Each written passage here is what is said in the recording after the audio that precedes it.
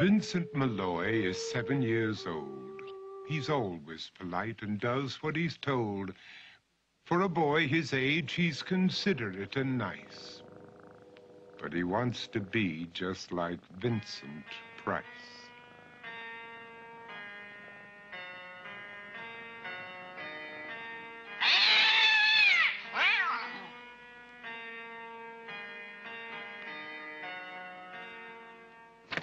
He doesn't mind living with his sister, dog, and cats, though he'd rather share a home with spiders and bats.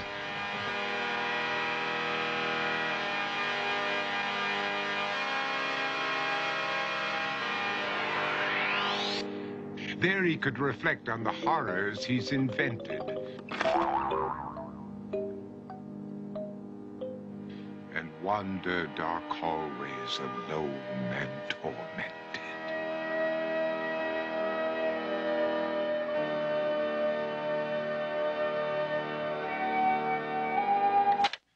Vincent is nice when his aunt comes to see him, but imagines dipping her in wax for his wax museum.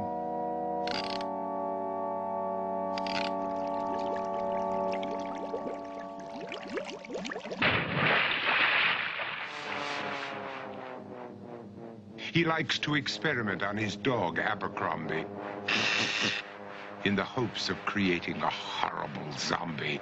So he and his horrible zombie dog could go searching for victims in the London fog. His thoughts, though, aren't only of ghoulish crime. He likes to paint and read to pass some of the time. While other kids read books like Go, Jane, Go, Vincent's favorite author is Edgar Allan Poe. One night, while reading a gruesome tale, he read a passage that made him turn pale. Such horrible news he could not survive, for his beautiful wife had been buried alive.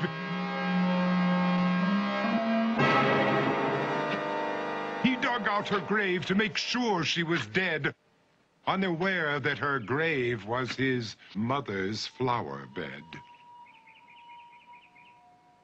His mother sent Vincent off to his room.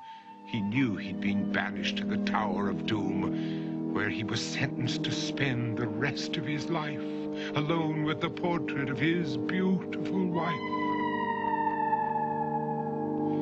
While alone and insane, encased in his tomb, Vincent's mother burst suddenly into the room.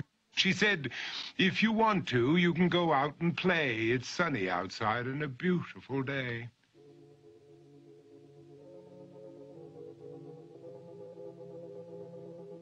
Vincent tried to talk, but he just couldn't speak.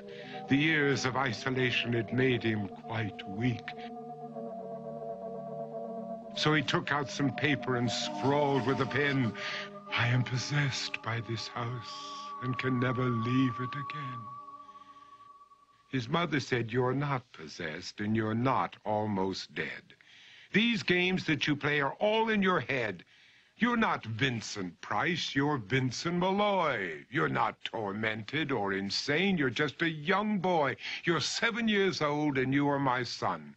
I want you to get outside and have some real fun." Her anger now spent, she walked out through the hall. And while Vincent backed slowly against the wall, the room started to sway, to shiver and creak. His horrid insanity had reached its peak.